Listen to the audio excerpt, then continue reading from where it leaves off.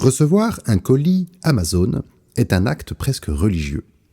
Il y a quelque chose de l'ordre du divin dans le fait de prendre cette enveloppe cartonnée dans laquelle se trouve quelque chose que l'on ne voulait peut-être pas il y a 4 jours, puis on l'a désiré il y a 3 jours, on l'a commandé avant-hier et il est arrivé ce matin.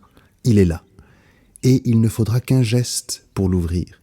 Et ce qui ajoute au sentiment de toute puissance, c'est que je sais très bien que si ce colis ne me convient pas, il sera presque encore plus facile de le rendre que de l'acheter. Ce sentiment divin n'arrive pas par hasard. Il a été voulu. Il a été réfléchi par un homme qui a fait de la satisfaction du client le cœur de son métier. Nous sommes terrifiés par nos clients, dit Jeff Bezos, car ils sont ceux qui ont l'argent.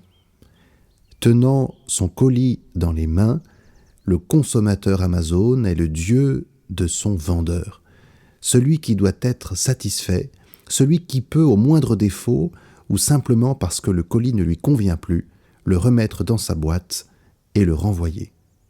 Produit défectueux, produit endommagé, je n'ai plus besoin de l'article, je pensais qu'il serait plus comme ci ou plus comme ça. Le moindre sentiment d'insatisfaction suffit pour choisir de renvoyer, d'être remboursé, d'exercer sa divine liberté. Ce sentiment divin, créé de toutes pièces par un entrepreneur de talent, n'a rien à voir avec la divinité de notre Dieu. Et pour s'en convaincre, il suffit de regarder aujourd'hui 3 colis Amazon que le Seigneur propose pour notre méditation. Le prophète Isaïe, Saint Paul apôtre et l'apôtre Saint Pierre. Le Seigneur commence par tenir ses colis dans ses mains. À la différence du consommateur, il ne se jette pas dessus pour voir ce qu'il y a dedans. Il connaît déjà parfaitement le contenu. Il sait bien que ce colis n'est pas conforme à sa commande. Il sait bien que ce colis est défectueux, que sa nature est imparfaite. Oui, le produit que j'ai reçu est endommagé, dit le Seigneur. Il est terni par le péché. Mais je ne vais pas le renvoyer pour en demander un autre. Je pourrais me faire rembourser, je choisis de racheter. Je pourrais annuler la transaction, je choisis d'annuler la transgression. Ce produit est défectueux et je vais le choisir. Je ne le renvoie pas, au contraire, je l'envoie, lui, abîmé. C'est lui que je choisis pour la mission que j'ai en tête. Voilà tout ce que notre Seigneur se dit lorsqu'il prend sa créature dans ses mains. Alors que nous, qui sommes avec Isaïe et les autres créatures imparfaites, au cœur de l'obscurité du colis, nous sommes en panique totale. Nous ne pouvons pas imaginer que le Seigneur s'occupe de nous.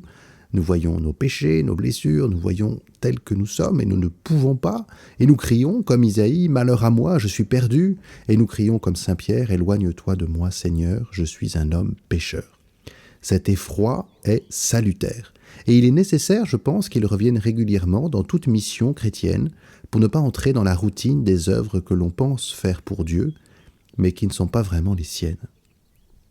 Tous les saints ont eu ce moment où ils se sont sentis indignes et incapables de mener l'œuvre que Dieu voulait qu'ils mènent. Après la première étape de l'initiative de la grâce, la deuxième étape est donc l'effroi du pécheur, la prise de conscience de son péché et l'appel à la conversion. Et là intervient la troisième étape de la conversion qui nécessite l'intervention à nouveau de la grâce de Dieu. « Ceci a touché tes lèvres, dit l'ange, et maintenant ta faute est enlevée. Sois sans crainte, Simon, sois sans crainte, ce sont des hommes que tu prendras. Je suis au fond de mon colis, dans l'obscurité de mon péché. Le Seigneur continue à me regarder, et j'ose y croire, et j'ose sortir parce que je sais, comme saint Paul, que ce que je le suis par la grâce de Dieu. Les coins de mon colis sont cornés, mon contenu est abîmé, tout client raisonnable m'aurait renvoyé. Lui me garde, lui me choisit.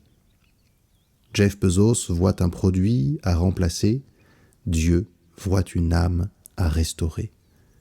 Je comprends que ma valeur n'est pas dans ma conformité à une description, elle est dans le regard de celui qui me choisit. Il ne me juge pas sur mon état à l'ouverture, mais sur ce que sa grâce pourra faire de moi. Dans les mains de notre Dieu, même un colis abîmé peut devenir un trésor, car il n'est pas le Dieu du retour, mais de la rédemption, pas le Dieu du remboursement, mais le Dieu du rachat.